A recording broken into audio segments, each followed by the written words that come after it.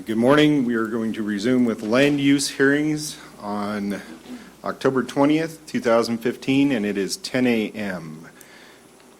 County Manager, could you call the first case, please? Yeah, good morning. Our first case is RCU 2015-20.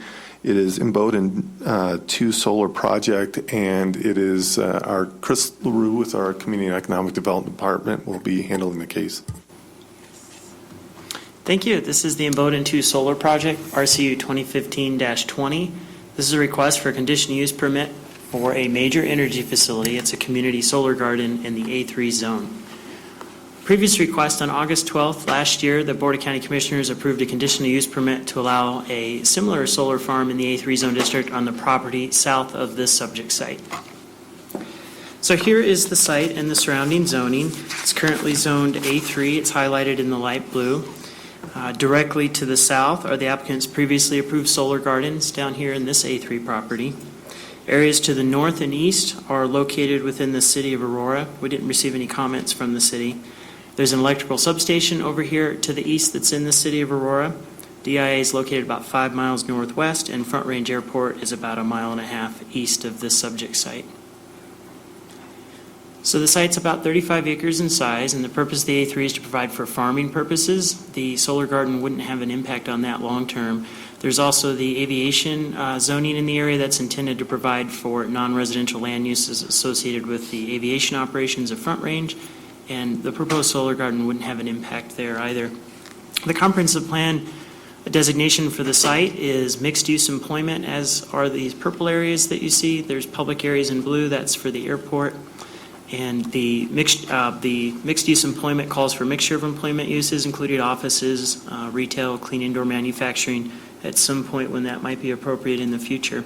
And so the proposed solar garden wouldn't impact that comprehensive plan designation in the future. So again, it falls under a major energy facility. Section 11.2.314 of the regulations state that major energy facilities include related uses of transmission lines, power lines, plants, and substations. And then per section 3701 of our development standards, a major energy facility is allowed as a conditional use permit in every zone district except for the PL designation, public lands, where that use is prohibited. So the solar panels would be surface mounted. They'd have an anchoring system. It would not be permanent installations that would prohibit the site from developing in the future. The site's not staffed, so there wouldn't be a need for office or sanitation. They do have a purchase power agreement with Xcel Energy that would be finalized if the project is approved today. The Adams County Development Services engineering reviewed the request. They didn't have any real concerns. They did ask for right-of-way. 42 feet of additional right-of-way is required. Colorado Department of Health and Environment stated that an air pollution emission notice might be required if earth-moving activities are greater than 25 acres. We didn't have any objections from Xcel Energy, Commerce City, or CDOT. Bennett Fire Protection District has approved the project. They didn't have any concerns. The FAA weighed in too and said they didn't have any concerns with the project. Neither did DIA. There was one citizen comment received from Frank Lindenberg. He owns property in the area. He expressed support for the project and any renewable energy product that wouldn't impede future development.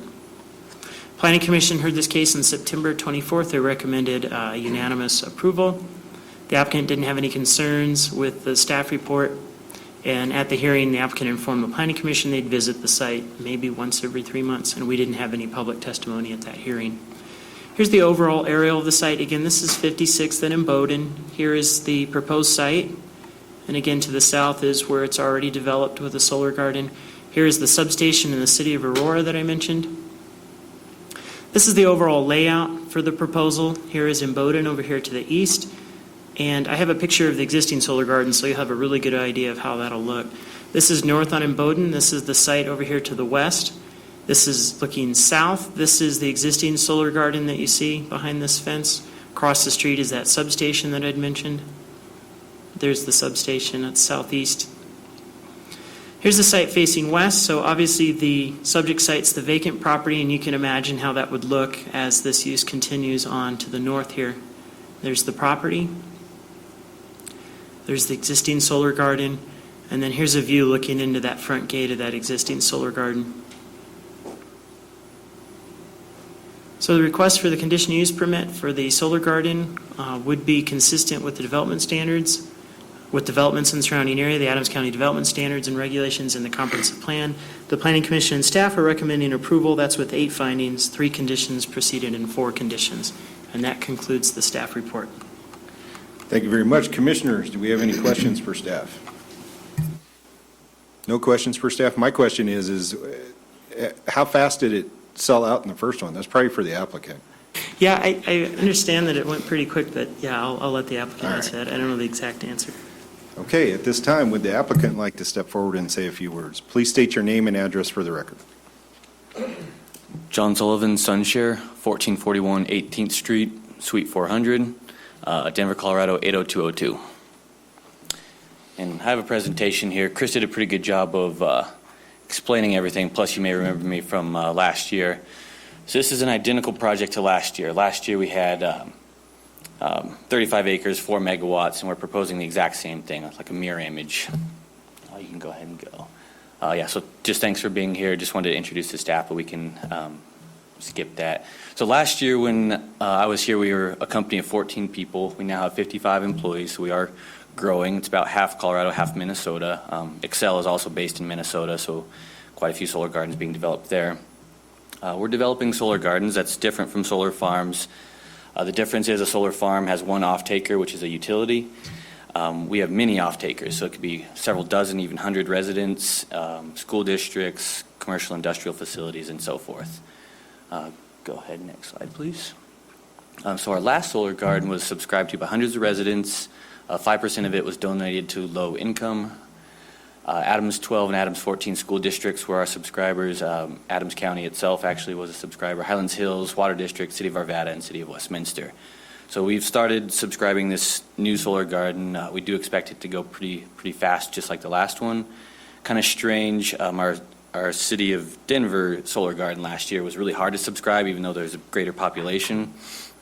Adams County just sold out very quickly. It's just kind of weird how that happened. But anyway, so we're confident that'll get subscribed pretty quickly. Go ahead. So this is kind of a cool map. The red stars are the gardens that we developed last year, and the yellow stars are the ones we are under development right now for this year and into next year. So if you see all the way to the east, there's a yellow and a red star right next to each other. That's the Imboden 1 and the Imboden 2 solar project. Okay. So Chris kind of went over some of the steps that we've taken to plan the project, but we do have approvals from all the main entities we need from a permitting perspective and from a financing perspective. The hardest one to get is Excel, so we do have permission from Excel to actually build 16 megawatts of gardens next year, so that's a hard one to get. I think Chris covered the rest. You have the location here. The yellow square is the Imboden 1 and blue square is the Imboden 2 solar garden. And the reason we chose this location is because it's across the street from the substation. That's a major good thing for a solar developer and why we continue to build out this site. I just want to note we also own the parcel just west of the blue parcel. And so in our perfect world, there'd be a future Imboden 3 project. But right now, the limiting factor seems to be substation capacity. So that might actually be years and years down the road, if at all. Okay. Another kind of 3D perspective of the same piece of land. And Chris showed you these photos, but that is the existing solar garden that's operating right now. Go ahead. So install timeline, we'd like to break ground this winter. We'd like it to be December, but it'll likely carry on in the spring just due to weather and other financing factors. Construction should take just about 3 months, and once it's built, the operation should be 20 years. So it's 20 years with very, very minimal maintenance, no on-site employees, just the occasional diagnostic tests, so pretty unobtrusive. About 12,000 modules. Besides the modules, there'll be just some balance of system equipment, just some disconnects and some inverters. You won't really notice those compared to the modules. Single-axis trackers, you might remember that from last time, but they'll move east to west with the sun on a daily basis. All right, yeah, there's a good view of what they look like up close. So when they're at their highest point, when they're facing east or they're facing west, they're about this tall, a little taller than me. And when they're in their flat position at noon and at night, they're about chest level. All right, another perspective. If you see the bottom picture there, you see an elevation view of our landscape plan. which I'll explain in the next slide. Yeah, go ahead and go to the next slide. All right, so we've dedicated 144 feet as right-of-way, and that's to comply with the Adams County Master Plan and the City of Aurora Growth Plan. So you have 144 feet for the right-of-way. You have another 30-foot buffer for the landscape plan, and then you have just slight perimeter buffer that we leave so we can drive a vehicle around the solar array. So in total, that's about 200 feet away from Imboden Road before the first module is present. So I think it's pretty far back as is, but nonetheless, we still do a landscape plan and a cedar fence to screen that. Go ahead, next slide.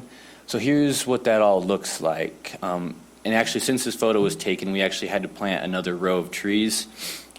Miscalculation by our landscaper. He planted those trees that you see in the right-of-way, so we had to just do a do-over.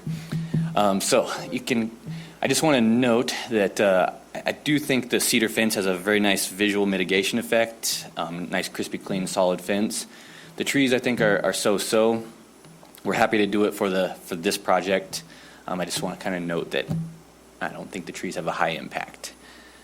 So one of the things we had to do was provide a permanent irrigation source for these trees. So we drilled a well, brought in a commercial electric service, 3-phase, to power the well and the pump. So that's all complete now. And so that is in place since we can use it for the Imboden 2 project. Okay, so that's about what it looks like. It's a tree every 40 feet and a shrub every 20 feet, and then the 8-foot cedar fence. Phase 2 of the landscaping plan, so that what I describe as phase 1. Phase 2 would be if the adjacent parcels do develop, say like with residential use where more visual mitigation is required, we would add a cedar fence and add visual mitigation on the north and west borders. Okay, so that's, you can kind of see it's faded out on the north and the west border, but that would be the additional phase 2 landscaping should development occur. Okay. So that's it. That's pretty quick compared to last year, and happy to answer any questions you have. Thank you. So my question was earlier, how fast the first phase sold out? Oh, I mean, it probably took 6 months, but that's pretty fast compared to our other gardens, because we'll start subscribing a garden before we've even identified land and started this process. So we're just generating that interest in general, and then we finally find a site, and then we can allocate that interest to a specific garden. So I'd say 6 months. This one I think would be more like 6 to 9 months. Yeah, it's underway. Nice. And when was the projected finish date on this? So if let's say we break ground in February, I would say early summer this would be operating, producing kilowatt hours. All right. Any other questions? No other questions. Is there any? Thank you very much. Appreciate it. Yeah, no problem. Is there anyone in the audience that would like to make a comment on this application at this time? Seeing none, commissioners, do we have a motion?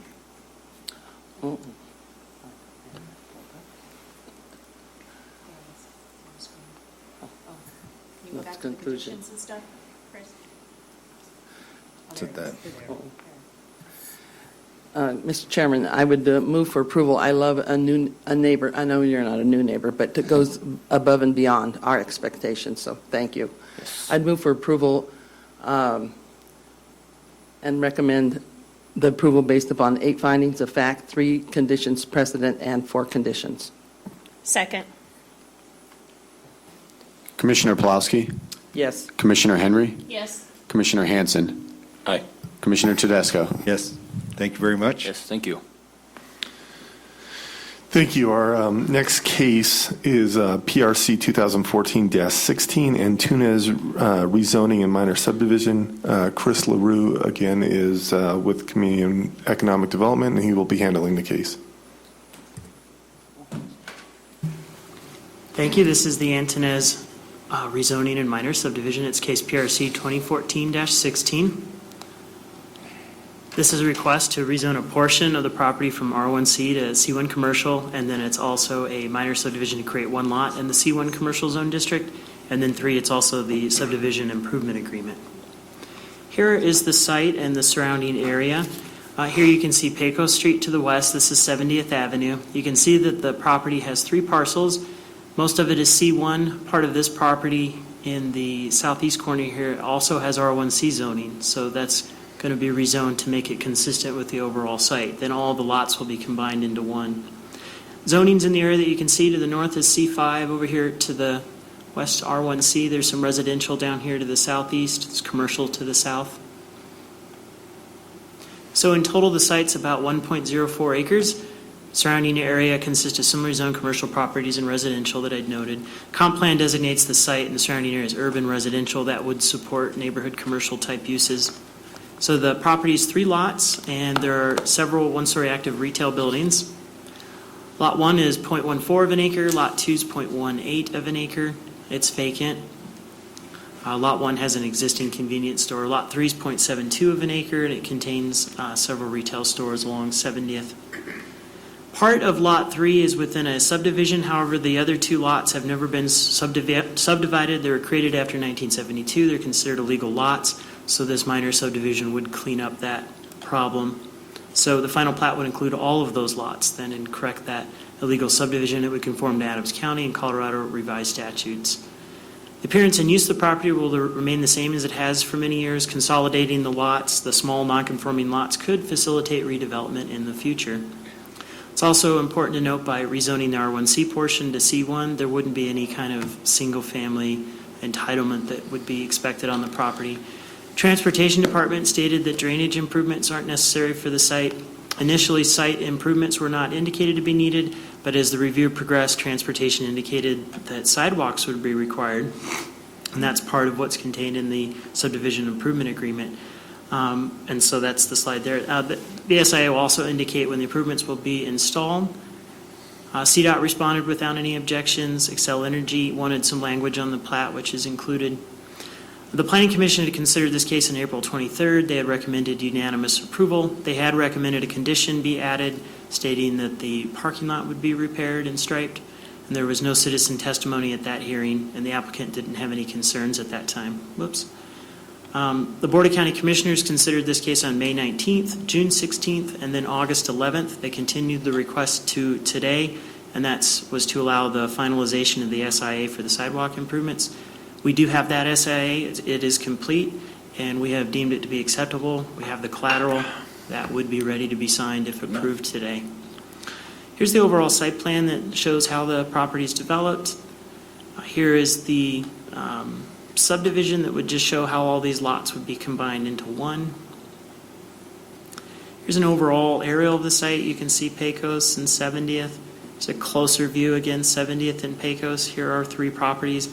And it's this corner down here that has the R1C designation on it. So that would be cleaned up, and then all of these internal lot lines would be erased.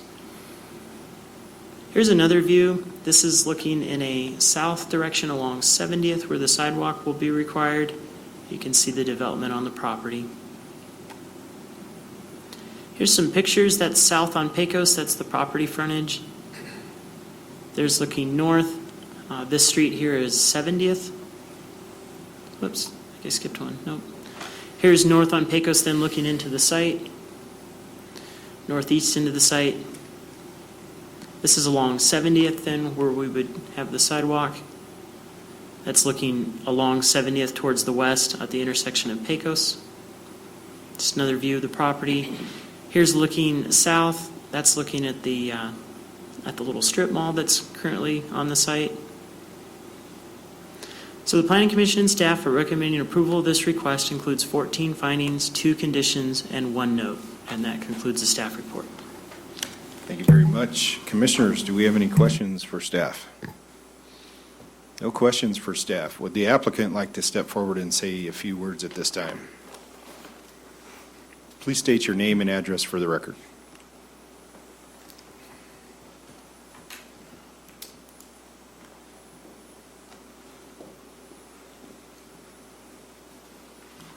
Good morning. My name is Sylvia Antunes, and I live in 3821 South Exante Street, Denver, Colorado, 80237. Thank you very much. Would you like to say anything about your application? No, we planning to start our project as soon as you approve our plan or our project. And yeah, we just want to thanks to you. Well, thank you very much. I appreciate it. Commissioners, do you have any questions for the applicant? No questions. Thank you very much. Thank you so much. At this time, is there anyone in the audience that would like to make a comment on this subject? If you would step forward and please state your name and address for the record. Excuse me, Arthur Raines, architect, 6380 South Netherland Circle, Centennial, Colorado, 80016. I sent a letter to Christopher LaRue, certified mail, as well as to the owners, as well as to the engineer. The basis of this letter states that I have done the professional services work to get this application to this point and to today. And Chris, over via email and our telephone, informed me, he says that I was no longer on the job. And I said, well, wouldn't it be nice if the owners told me that? So therefore, I sent the certified letter. I don't have any problem with the denial. I don't have any problem with the approval. All I do is have a problem with getting paid. And I said in my letter that I will make all my drawings that basically affect this application null and void as of this date, and we'll pick all my stuff up tomorrow. And if they want to pay me, then I'll release it in writing. They can record it, and we're on down the road. But I just see that all of a sudden they just don't want to pay for the services that I've provided for the last 9 months. I don't know if you have a copy of the letter or not. I do have the letter here. Does staff have a copy of the letter? I don't need a copy of the letter. I don't need a copy. We don't need it. We just wanted to verify that the letter was here. Okay? Thank you very much, sir.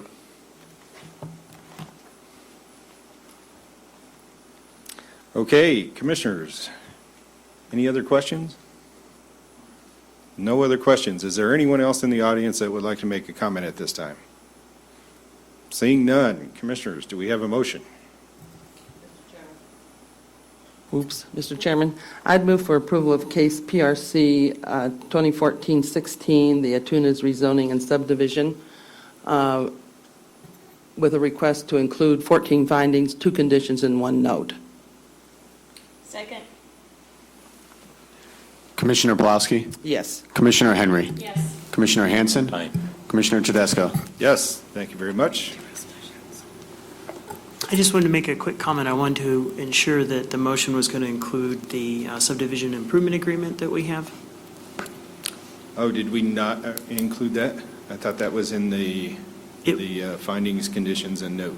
It was supposed to be part of the request. I just wanted to make that part of the record that we do have that ready to sign today. County Attorney, do you think we need to redo the motion? So staff, you're just clarifying that the board has given you approval to sign the SIA? Right. It was part of there's 3 requests on this case, and it was part of all 3, and so we just wanted to clarify that the motion was inclusive of all 3 requests, which I think it was, so. We okay? I guess in an abundance of caution, it wouldn't hurt to revote and just to indicate that it includes approval of all 3 requests from staff. Okay. Can we get a Do we need to redo the motion? I took that off of my. It's right here. I know, but I didn't do it. Okay, I would do the approval of the request to include 14 findings, 2 conditions, and 1 note, and in addition to what the attorney just spoke. Including approval of the SIA? Including the approval of the SIA. Second. Commissioner Pulaski? Yes. Commissioner Henry? Yes. Commissioner Hanson? Aye. Commissioner Tedesco? Yes, thank you very much.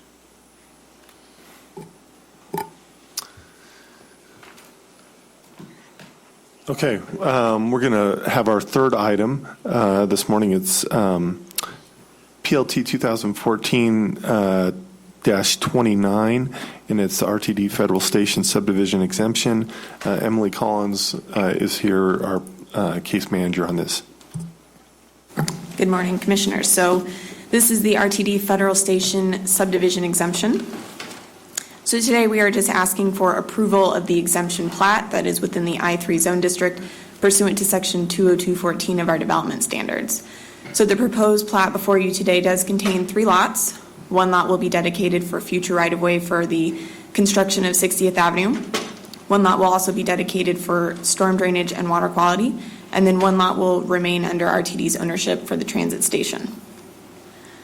So here is the original 5-acre lot that was acquired by RTD. So again, you can see it is zoned I-3. Here is Federal to the west, and it is along 60th Avenue. For the aerial view, just to orient ourselves a little bit more, to the north across 60th Avenue, we do have Clear Creek. We also have the Brandon Sand and Gravel Pit 10. On the opposite side of Federal, we do have Aloha Beach and Lake San Greco, and then the Clear Creek Valley TOD site as well. And then again, looking at the original 5 acres, the property to the northeast was acquired, as well as some property to the southwest. So that will be inclusive of the new site. So again, RTD is in the process of constructing the Gold Line, which would serve between Union Station and Wheat Ridge, and this would specifically be the Clear Creek or Federal Station Park and Ride. And then per section 202.14, the exemption plat, their intent is just to combine all of the parcels that they have acquired under a single ownership and then create clean boundary lines. So again, the current plat would have 3 parcels of 7 acres, with 2 of those parcels then being dedicated. So all subdivisions of land do require approval from the BOCC unless that action meets the criteria for an exemption. In this case, the action is exempt from subdivision review because the land was granted to or from one of these entities. So those would include the state of Colorado, the county, a municipality, or a quasi-municipality such as RTD. However, an exemption plat may be required in certain situations, such as this one, which would create a record of the property boundary changes. So when we look at the approval criteria, this would include that the plat is consistent with and conforms to our development standards and regulations. So for the I-3 zone district, that means a minimum acreage of 2 acres, which this one has 7 acres. And even the final lot would have 5, so that would be consistent and conform to our standards.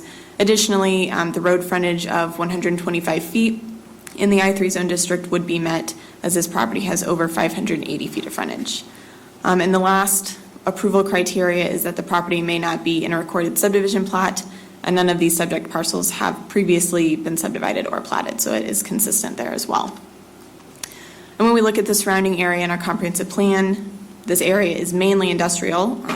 Variations of I-1, 2, and 3 surround the parcel, and these are either vacant or they are currently developed with outdoor storage. The comprehensive plan does designate this as an activity center, which would include a high-intensity mixed-use character in the future. Our comprehensive plan notes that this may include offices, hotels, and high-density residential in the future. During the referral, we did not receive any citizen comments. No concerns were noted from Adams County Fire Rescue, Berkeley Water and Sanitation, the Geological Survey, or the Division of Water Resources. Development Services Engineering noted a portion of the site is in the flood hazard area. RTD has already obtained the appropriate floodplain use permits for development. They are also in the MS4 permitted area, so that will require the applicable county and state stormwater permits. And lastly, the Adams County Transportation Department noted that they have been working with RTD to finalize the design of 60th Avenue, and that is why Parcel 2 is noted as future right-of-way dedication. So here is the plat submitted by the applicant. The entire site is outlined in the light blue. So the purple indicates the property that was acquired by RTD. So that was by separate deeds beginning in about 2011. So the green indicates the future stormwater quality pond that will be constructed by Adams County with the dedication of land from RTD. And then the gray indicates the future right-of-way for 60th Avenue. So that would then continue down and connect to Federal Boulevard down here. And so on-site visits, here's looking west on 60th Avenue. So Federal Boulevard is at the end of this street. This is looking northwest towards Clear Creek. It's looking directly north at the creek. This is looking northeast, so this is the Brandon site. And then this is looking south on 60th Avenue, directly into the RTD site. So you can see construction of the above-grade platform for the train. And this is just a view from across the street looking into the site. So in conclusion, our determination is that the exemption and the proposed use of the property is consistent with our development standards, the surrounding area, and the comprehensive plan. And today's staff recommends approval based on 2 findings of fact and 1 note. And that will conclude the staff presentation. Thank you very much. Commissioners, do we have any questions for staff? No questions for staff. Thank you very much. Would the applicant like to step forward and say a few words? Please state your name and address for the record. Thank you. My name is Patrick Stanley with RTD. I'm a senior architect. I live at 4055 Ammon Street in Wheat Ridge, Colorado, 80033. And I just wanted to say we don't really have anything to add to the staff report, but other than we're obviously excited that we're getting close to opening this line and bring something to the community that's not currently there. Thank you. Well, thank you very much. I think we're all excited to have something like that there. So, Commissioners, do we have any questions for the applicant? No questions for the applicant. Is there anyone in the audience that would like to make a statement at this time on this application? Seeing none, Commissioners, do we have a motion? Mr. Chairman, I would move to approve PLT 2014-29 with 2 findings of facts and 1 note. Second. Commissioner Hanson, Aye. Commissioner Plowski, Yes. Commissioner Henry, Yes. Commissioner Tedesco. Yes. Thank you very much. Seeing no further cases, we are adjourned.